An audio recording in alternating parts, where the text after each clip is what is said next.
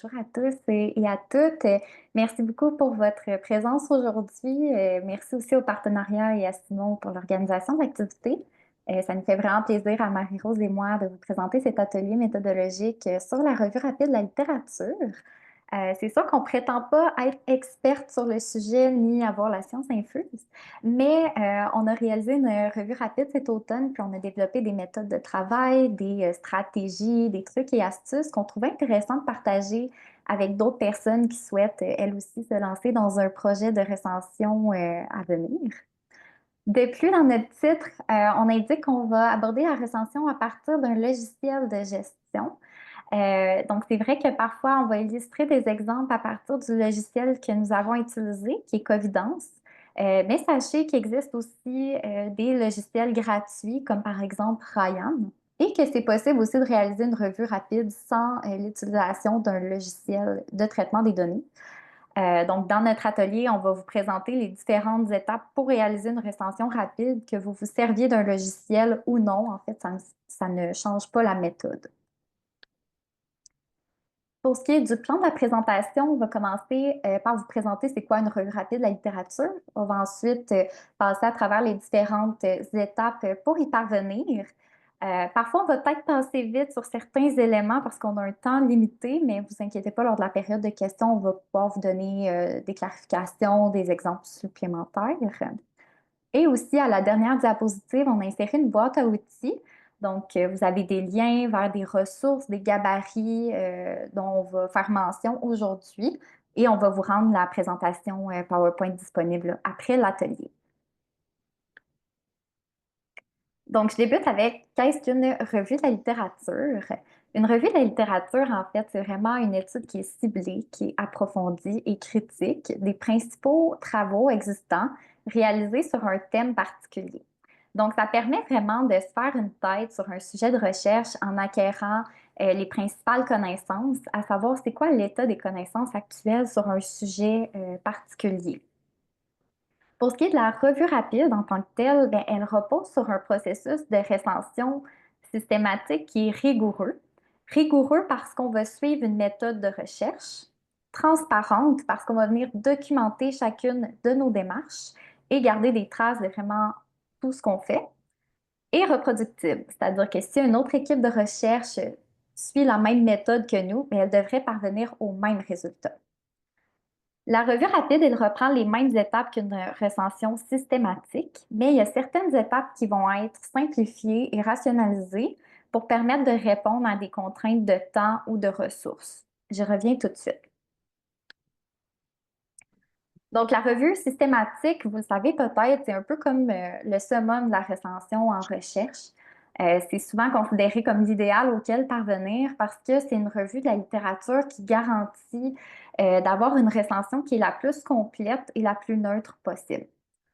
Pourquoi? Parce que ben, elle va être exhaustive. Donc, on vient vraiment chercher toute la littérature académique et toute la littérature grise sur un sujet. Lorsque je parle de littérature grise, je fais référence à des rapports gouvernementaux, par exemple, des rapports de recherche. Donc, ça fait beaucoup de documents à analyser. Ça peut être plusieurs centaines, plusieurs milliers même. Donc, ça demande du temps. Réaliser une revue systématique, ça peut prendre environ 2 ans. Ce qui est long aussi, c'est que ça prend un accord interjuge à toutes les étapes du processus. Ça, ce que ça veut dire, c'est qu'il y a deux personnes qui doivent réaliser toutes les étapes de la recension de manière simultanée et parvenir à un consensus. Ça demande des ressources importantes au niveau du temps et au niveau humain aussi. Parfois, c'est nécessaire de traduire les documents qui sont écrits dans une langue qu'une personne, ben, en fait, personne dans l'équipe de recherche ne maîtrise. Les avantages de la revue rapide, il y en a plusieurs. D'abord, elle est non exhaustive, donc on ne prétend pas à l'exhaustivité, on peut se limiter seulement à la littérature académique et on peut se limiter aussi à une seule langue. Donc souvent, c'est recommandé de se limiter, ben, l'anglais va être privilégié. Donc on a beaucoup moins de documents à analyser. C'est moins long, on parle de 6 à 12 mois pour réaliser une revue rapide et l'accord interjuge n'est pas exigé à toutes les étapes du processus. Les étapes, on va les voir un petit peu plus tard, puis Marie-Rose va vous identifier quelles étapes peuvent être faites par une seule personne ou par deux personnes, mais vous comprendrez que c'est quand même moins long s'il y a un seul membre de l'équipe qui réalise une étape en particulier parce qu'on n'a pas à attendre que l'autre réalise sa tâche pour pouvoir passer à l'étape suivante. Ensuite, la méthode, elle est beaucoup moins rigide que pour une revue systématique. C'est un processus qui est plus itératif. Donc, on peut faire des allers-retours entre chacune des étapes si on voit le besoin d'ajuster notre stratégie de recherche, par exemple, ce qui n'est pas le cas avec une revue systématique. Par contre, il faut prendre en considération que les revues rapides représentent un risque accru de biais ou d'erreurs humaines. Parce que si on fait une étape seule, sans personne d'autre pour venir valider notre démarche, ben c'est sûr qu'il peut y avoir des biais ou des erreurs qui soient introduits dans la recension. On accepte aussi qu'on va nécessairement exclure des textes pertinents sur notre sujet, liés à l'exclusion des résultats non publiés, comme les rapports de recherche, par exemple. C'est sûr, ici, je tiens à préciser que les différentes indications là, qu'on énonce vont dépendre du guide méthodologique sur lequel vous allez vous baser pour réaliser votre revue rapide. Ce guide-là va vous indiquer quelles étapes vous pouvez simplifier ou rationaliser. Et pour notre part, on s'est collé au guide de Cochrane. Donc, vous avez la source ici en dessous, la Cochrane Methods Rapid Reviews. Il faut aussi savoir qu'une revue rapide, comme je l'ai mentionné, ça suit toutes les étapes d'une revue systématique. Certaines étapes que nous verrons plus tard, comme l'évaluation de la qualité des articles, elles peuvent être escamotées. Mais il faut garder en tête que par souci de rigueur, c'est toujours recommandé, même si ce n'est pas obligatoire. Quand je vous dis qu'il faut rationaliser les étapes, ben, je vous donne un exemple. Lors de la pandémie de COVID-19, il y a plusieurs revues rapides de la littérature qui ont été commandées pour permettre de trouver un vaccin efficace. Les chercheurs ne pouvaient pas s'impliquer dans une revue systématique, il n'y avait pas 2 ans à investir pour trouver le remède. Mais ici, l'évaluation de la qualité des articles, elle devait être prise en considération parce que c'est nécessaire de vérifier, ben, est-ce que les recherches qu'on a sur le sujet, est-ce que les chercheurs ont employé une méthode qui est fiable pour parvenir à leurs résultats? Dans le domaine médical, ce n'est pas une étape qu'on peut escamoter. C'est important de vérifier la qualité des articles pour savoir le poids qu'on va donner aux résultats de ceux-ci. Par contre, si on fait une recherche sur le niveau de satisfaction des Canadiens quant à leur vie conjugale, par exemple, mais si on ne fait pas l'évaluation de la qualité des articles, c'est un peu moins grave. Je pense maintenant à comment on va élaborer un protocole de recherche pour une revue rapide. Ce que j'entends ici, c'est vraiment toute la démarche à suivre pour parvenir à notre stratégie de recherche documentaire. La première étape, ça va être de former une équipe de recherche. Pour ce faire, on a besoin d'un minimum de 2 personnes parce que certaines étapes de la revue rapide doivent se réaliser à 2 personnes pour venir limiter le risque de biais. Ensuite, on doit aussi impliquer une personne bibliothécaire. Donc, ça, c'est vraiment important parce qu'elle maîtrise les fonctionnalités des différentes bases de données, puis elle possède des compétences à ne pas sous-estimer pour la recherche documentaire. Elle peut aussi venir valider notre équation de recherche pour s'assurer que notre stratégie est la plus efficace possible. Ensuite, on vient élaborer notre question de recherche. Il existe plusieurs formats possibles pour développer notre question de recherche. Ça va dépendre un peu du domaine dans lequel vous vous trouvez. Si vous êtes en sciences de la santé, en sciences sociales, ça peut être un peu différent. Généralement, ce qui est recommandé, c'est que notre question témoigne au moins de ben, c'est qui notre population à l'étude, c'est quoi notre phénomène étudié ou notre intervention, et notre intervalle de date, le cas échéant, par exemple, depuis les 10 dernières années. Souvent, on va favoriser une question plus large au début, puis suite à nos recherches préliminaires, on va venir préciser qu'est-ce qui est pertinent d'étudier sur notre sujet. Ici, je voulais vous présenter l'exemple de la question de recherche que nous, on a utilisée, juste parce que ça va être l'exemple qui va revenir au fil de la présentation. Donc, en fait, nous, on s'intéressait à savoir ben, qu'est-ce qu'on sait des projets de gestation pour autrui transnationaux qui sont initiés par des parents d'intention originaires de la Chine. Vous avez une petite définition en bas de page de la gestation pour autrui. Mais ici, notre population à l'étude, c'est des parents d'intention originaires de la Chine et notre phénomène à l'étude, c'est la gestation pour autrui transnationale. Une fois qu'on a notre question générale, on va venir faire nos recherches préliminaires. Ce qu'on suggère d'abord, c'est d'aller vérifier les revues dans lesquelles sont publiés les articles qui portent sur notre sujet. Ça va nous permettre de déterminer quelles sont les bases de données qu'on va consulter. Je vous donne un exemple. Nous, on s'intéresse aux parents d'intention chinois. Donc, il y a des bonnes chances que des articles portant sur cette population-là soient publiés dans les revues Asian Studies ou Journal of South Asian Studies. Donc, on a vérifié dans quelle base de données étaient recensées ces revues-là pour l'inclure dans notre recherche documentaire. Ensuite, on vient vérifier les revues de la littérature qui sont déjà publiées sur un sujet proche du nôtre ou identique au nôtre pour venir valider la pertinence. Si on remarque qu'il y a une recension de la littérature qui a été publiée il y a un mois sur notre sujet, la pertinence d'en refaire une n'est peut-être pas là. On peut aussi vérifier, est-ce qu'il y a une recension qui a été publiée dans les dernières années? S'il y en a une qui remonte à 15 ans et depuis, il y a eu une nouvelle politique publique qui fait que les données dans les articles ont peut-être changé, puis ça vaut la peine de refaire un état des connaissances, mais là, ça peut être pertinent. À partir des revues de la littérature déjà publiées, on peut aussi aller vérifier quels sont les mots-clés que les chercheurs ont utilisés pour leur stratégie de recherche. Ça peut nous aider à en identifier pour notre propre recension.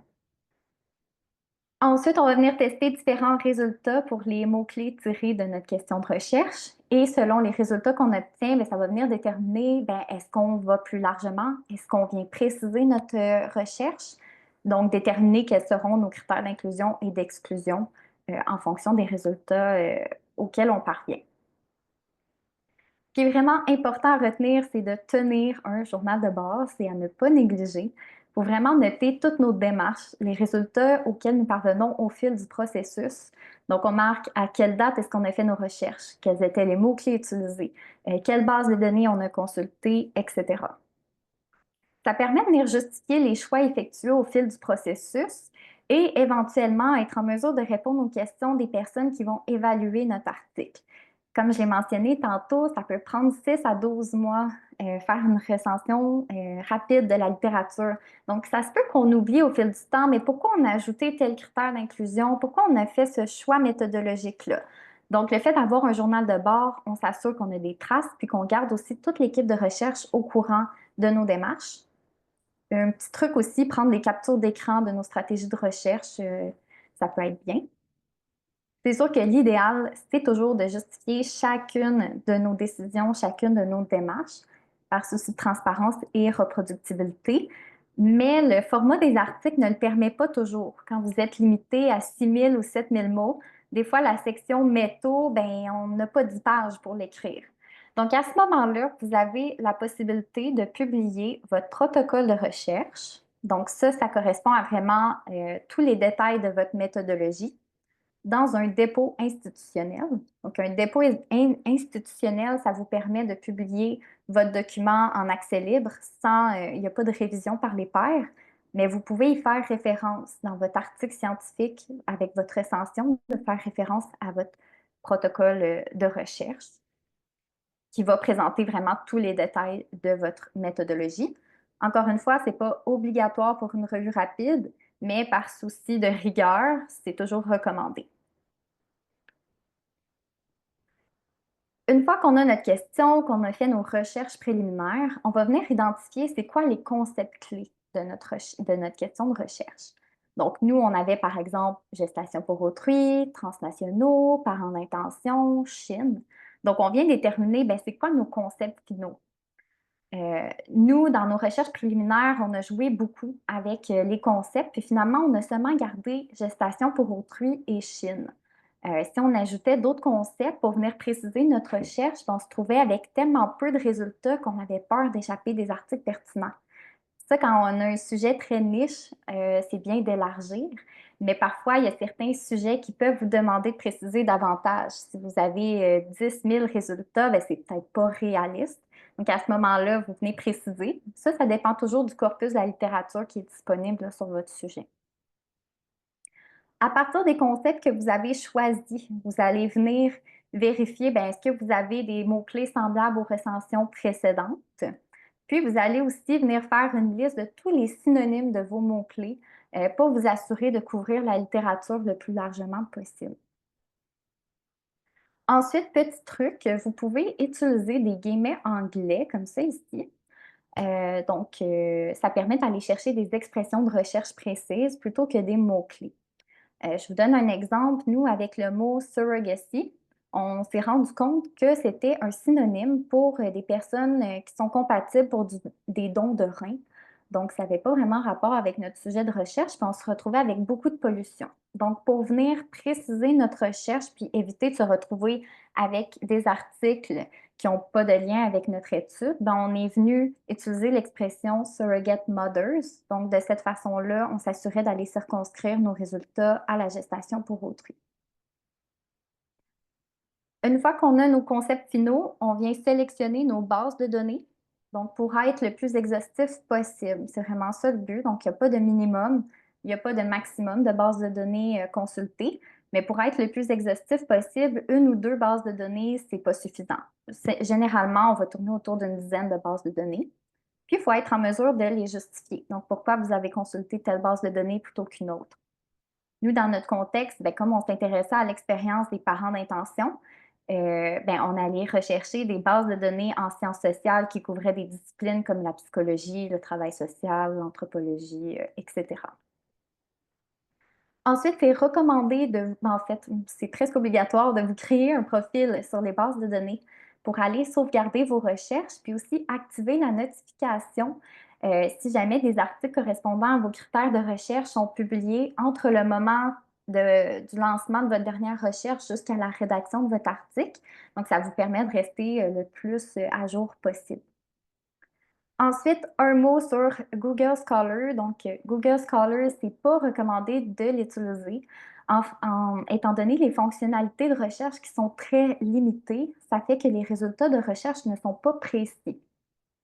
Je vous donne un exemple. Nous, avec les bases de données spécialisées, on arrivait à environ 150 résultats pour la gestation pour autrui, là, pour notre thème.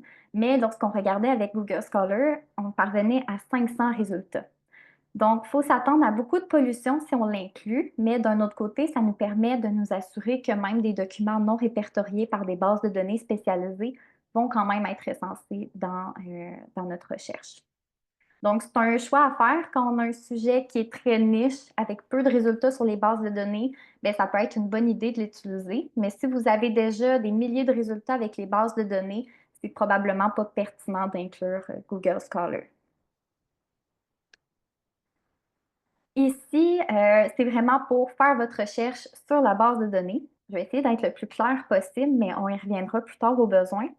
Mais la première étape, c'est vraiment de diviser vos concepts. Donc là, vous allez avoir votre concept numéro 1, votre concept numéro 2, votre concept numéro 3, etc., avec tous les mots-clés associés à chacun de vos concepts. La première étape, ça va être d'aller vérifier si la base de données qu'on consulte possède un thésaurus. Un thésaurus, c'est en fait une indexation de documents publiés à partir d'un thème choisi par la base de données pour venir classer tous les articles portant sur un thème dans cette base de données-là. Je vais vous donner un exemple ici sur PubMed. PubMed possède un thésaurus, puis lorsqu'on recherche notre concept numéro 1, gestation pour autrui, je ne sais pas si vous voyez ma souris en ce moment. Oui, OK. Ben, il y avait le mot-clé Surrogate Mothers qui vient recenser tous les articles portant sur la gestation pour autrui qui sont recensés dans PubMed. Donc, ça, c'est la première étape. On vient faire une recherche avec le mot-clé du thésaurus. On laisse ça de côté. On passe à la deuxième étape. Là, c'est on prend vraiment toutes on prend tous nos mots-clés, ce qu'on appelle notre vocabulaire libre. Donc, toute la stratégie de recherche qu'on a déployée pour notre concept numéro 1, on l'inscrit dans la base de données. On fait notre recherche et on fait notre recherche pour le résumé, les mots-clés ou le titre. Si on fait une recherche pour ces mots-clés-là dans le texte intégral, on se retrouve avec beaucoup trop de résultats parce que même s'il y a une petite mention de la gestation pour autrui au passage dans l'article, il va être recensé. Mais nous, c'est pas ça qu'on veut. Ce qu'on veut, c'est que l'article qu'on recense, la gestation pour autrui, ça soit central dans l'article. Donc, si le mot-clé se retrouve dans le résumé, les mots-clés ou le titre, ben là, on vient s'assurer que ça risque d'être pertinent. Ensuite, ce qu'on veut faire, c'est venir combiner tous les résultats qu'on a pour le thésaurus et notre vocabulaire libre. Donc, on vient chercher notre numéro 1 ou notre numéro 2. On laisse ça de côté. On passe maintenant au concept numéro 2. Notre concept numéro 2, c'était la Chine. Dans le thésaurus de PubMed, il y avait China. On fait une recherche pour China. Et on avait aussi Asian, East Asian People ou Asian People qui était intéressant pour aller chercher la population chinoise aussi dans PubMed, donc on l'ajoute. On combine ces résultats-là. On passe maintenant à notre vocabulaire libre, donc tous les mots-clés qu'on a identifiés en équipe de recherche pour la Chine. Pour le résumé, les mots-clés ou le titre. On vient combiner tous nos résultats pour notre concept numéro 2 et on poursuit, même chose pour notre concept numéro 3, numéro 4. Et pour finir, ce qu'on veut finalement, c'est tous les résultats pour ce qui concerne la gestation pour autrui et la Chine. Donc, on vient mettre notre numéro 3 et notre numéro 8. Je cherche ma souris. Donc, sur PubMed, on est arrivé à 39 résultats pour ça ici. Donc, pour la suite du protocole de recherche, on va venir suivre en fait le diagramme de flux Prisma. Prisma, c'est le Preferred Reporting Items for Systematic Reviews and Meta-Analysis. Excusez mon anglais. C'est un cadre standardisé pour effectuer et rapporter des revues systématiques et des méta-analyses. Dans le cadre d'une revue rapide de la littérature, on va venir se coller le plus possible à la rigueur des revues systématiques classiques, évidemment dans la mesure du possible. Donc, on va suivre la méthode Prisma qui permet justement d'offrir une méthodologie qui est transparente, reproductible et rigoureuse. C'est un processus qui est représenté sous forme de diagramme de flux, comme vous voyez à l'écran, qui vient détailler chaque étape de sélection et d'analyse des articles. Donc, on va venir explorer ces étapes-ci dans les prochaines diapositives. Donc, une fois qu'on a élaboré notre stratégie de recherche, comme l'a présenté Roxane, on va venir exécuter notre stratégie dans nos différentes bases de données. Donc, d'une part, on lance la stratégie de recherche. Ensuite, on va venir exporter les références dans un format qui est compatible avec le logiciel de gestion utilisé le cas échéant. On va ensuite importer les références dans le logiciel de gestion. Bon, le recours à un logiciel de gestion, il n'est pas obligatoire, mais il présente définitivement plusieurs avantages, notamment une gestion efficace des références. Donc, ça va venir regrouper toutes les références qu'on a recensées à travers les différentes bases de données. Ça permet le retrait automatique des doublons. Ça permet aussi un suivi structuré puis facilité des décisions au fil des différentes étapes de la recension. Et la collaboration entre les évaluateurs est vraiment facilitée aussi. Donc, nous, on a utilisé un logiciel qui s'appelle Covidence, mais comme Roxane en dit, il en existe d'autres. Donc, cette étape-ci de la stratégie de recherche, ça peut être divisé entre les évaluateurs. Donc, il peut y avoir un évaluateur qui gère certaines bases de données, tandis qu'un autre peut en gérer d'autres. Donc, on n'est pas obligé de faire toutes les deux la même exécution de stratégie. On peut diviser la tâche. Ensuite, on passe à l'étape du tri des références, qui est vraiment un processus en plusieurs étapes. La première étape du tri, c'est le tri des titres et des résumés. Donc, l'objectif ici, c'est venir éliminer rapidement les articles non pertinents en se concentrant vraiment sur les deux concepts principaux au centre là, de notre question de recherche, c'est-à-dire la population et l'intervention ou le phénomène à l'étude. Par exemple, donc, nous, pour notre question de recherche, on a éliminé tous les articles qui ne portaient pas sur, un, les parents d'intention chinois et deux, la gestation pour autrui. Donc, quand on utilise, par exemple, un logiciel de gestion comme Covidence, chaque évaluateur va venir voter pour chaque article en lisant le titre et le résumé. Est-ce que l'article discute clairement de mes deux concepts principaux? Oui, non ou peut-être. Les articles qui obtiennent oui ou peut-être de la part des deux personnes évaluatrices vont passer à la prochaine étape de tri. Les articles qui, pour leur part, obtiennent des votes différents vont être dans une section qui s'appelle conflit et vont devoir être discutés pour résoudre le désaccord entre les évaluateurs. C'est possible de faire le même genre de processus sans avoir recours à Covidence. Vous pourriez utiliser, par exemple, un tableau Excel collaboratif où vous gardez une trace des décisions prises par chaque évaluateur. Mais cela dit, là, effectuer le tri des articles à deux, ça minimise le risque d'erreur ou d'exclure par erreur, en fait, un article qui aurait été pertinent. Puis, selon le guide méthodologique utilisé, il est possible de faire une portion du tri à deux s'il y a un haut taux d'accord interjuge qui est atteint après un certain seuil. Donc, pour le guide de Cochrane, par exemple, si on atteint après un certain échantillon de tri un haut taux d'accord interjuge, on pourrait réaliser seulement 20% du tri à deux. Mais pour ça, il faut avoir un haut taux d'accord, puis ça va dépendre des guides méthodologiques. Euh, et puis, si on atteint le haut taux d'accord interjuge, une seule personne pourrait finaliser l'étape. Cela dit, le faire à deux au complet, ça minimise vraiment le risque d'erreur. Donc, ensuite, on passe à la lecture du texte intégral. Donc, l'objectif de cette étape-ci, c'est vraiment de venir confirmer la pertinence des articles retenus en vérifiant l'ensemble des critères d'inclusion et d'exclusion en lisant le texte intégral. Donc, à cette étape-ci, lorsqu'on exclut un article, il va falloir justifier la raison de l'exclusion. Par exemple, c'est pas la bonne population, c'est la mauvaise intervention, le texte intégral est inaccessible, c'est pas publié dans la bonne langue qu'on a sélectionnée. Encore une fois, il faut avoir un consensus ici. Donc, la même décision et raison d'exclusion, le coefficient, doit être obtenu entre les deux évaluateurs.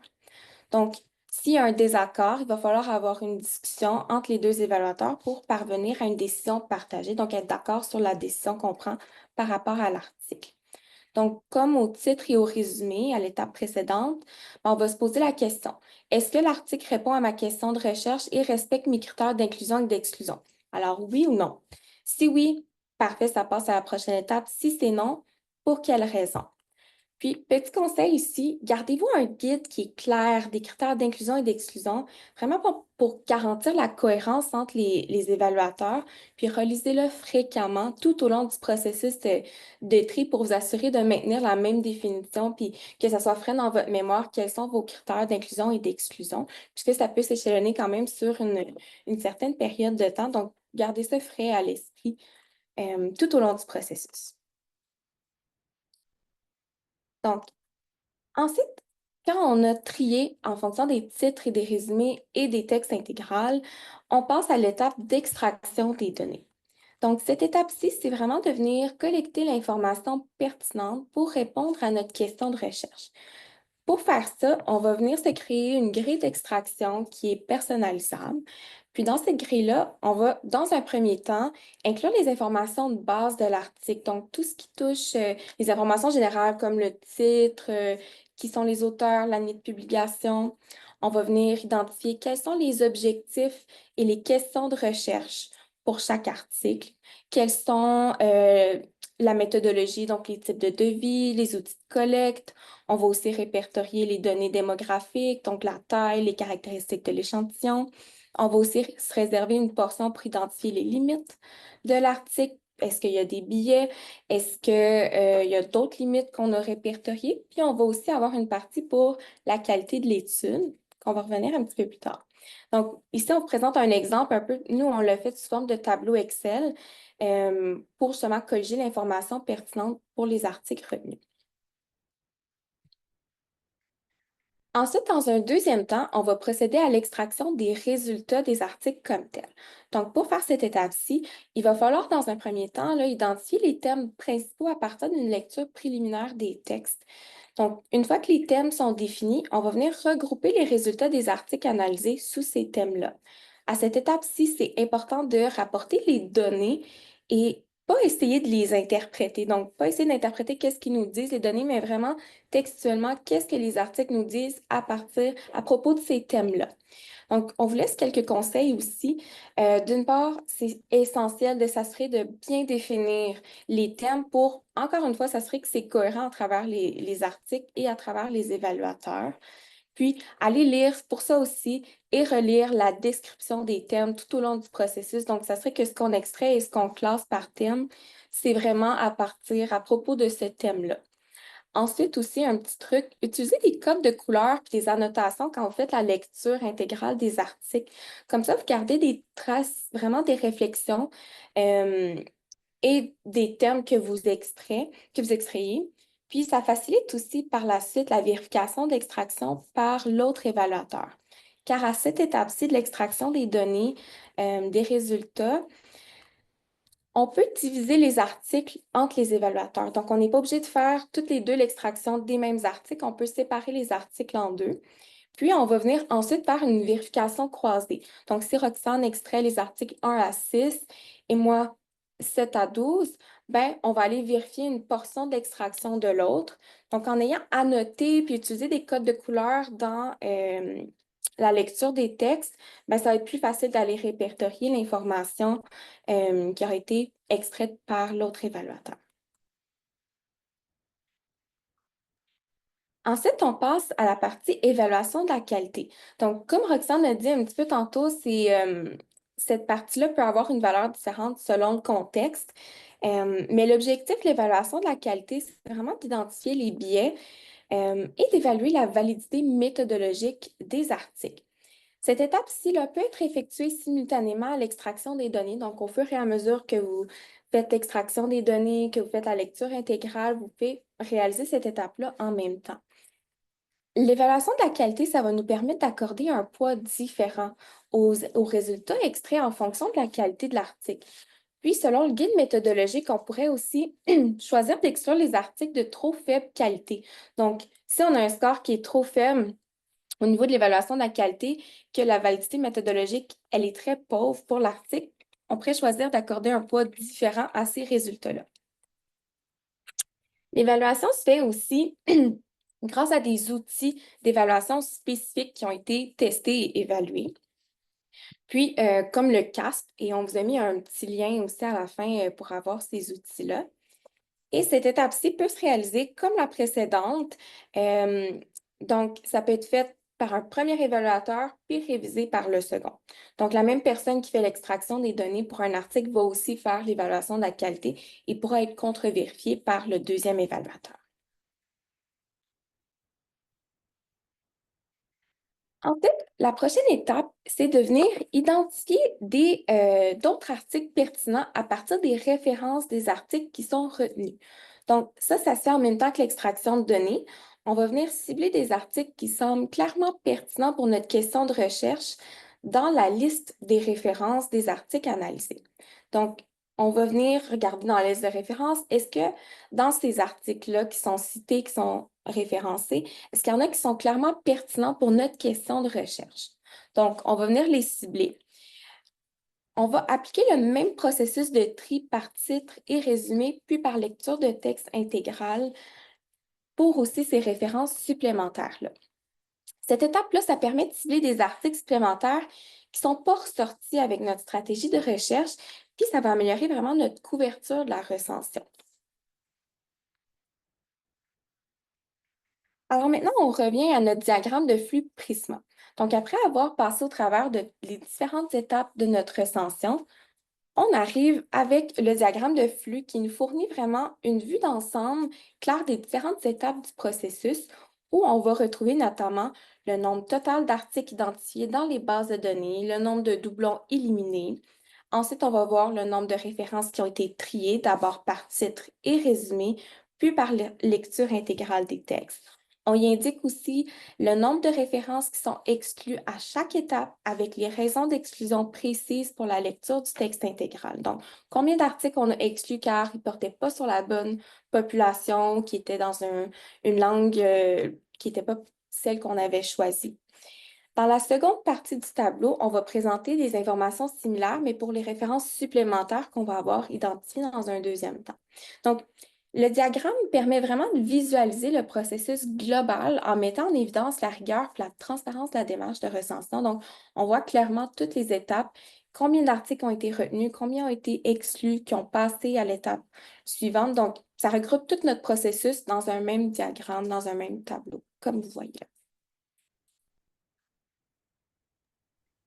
Donc, pour conclure, on voulait seulement revenir rapidement sur des éléments essentiels à retenir pour une revue rapide de la littérature. La première chose, c'est l'importance d'impliquer une bibliothécaire ou un bibliothécaire ou alors une personne qui va être vraiment dédiée à faire les recherches sur les bases de données ou en tout cas à maîtriser les fonctionnalités des différentes bases de données parce qu'elles sont différentes sur chacune d'entre elles. Et pour s'assurer d'avoir une équation de recherche qui est la plus efficace possible et qu'on n'a pas trop de pollution, ben, c'est important de faire plusieurs tests et de développer là, vraiment, tirer le maximum en fait de chacune des bases de données. Ensuite, on ne néglige pas la tenue du journal de bord pour garder des traces de toutes nos démarches. Et finalement, petit rappel, la revue rapide suit les mêmes étapes qu'une revue systématique, mais certaines étapes peuvent être rationalisées pour permettre de répondre à des contraintes de temps ou de ressources, donc être réalisées à une personne seulement. Même si certaines étapes ne sont pas obligatoirement réalisées à deux, c'est tout de même recommandé. C'est sûr que l'idéal, c'est d'être le plus rigoureux, le plus transparent possible. Donc, c'est toujours des questions qu'on va se demander. Si on omet certaines étapes comme l'évaluation de la qualité par souci de temps, ben alors il faut quand même être en mesure de le justifier. De dire, bon, ben sur notre sujet de recherche, c'est pas si grave. Donc voilà, on voulait vous remercier pour votre présence et votre écoute, puis on va être prête à passer à la période de questions. Puis, oh, juste pour vous présenter aussi, il y a Sabrina qui est parmi nous, qui fait partie de l'équipe de recherche et qui pourra répondre à vos questions aussi.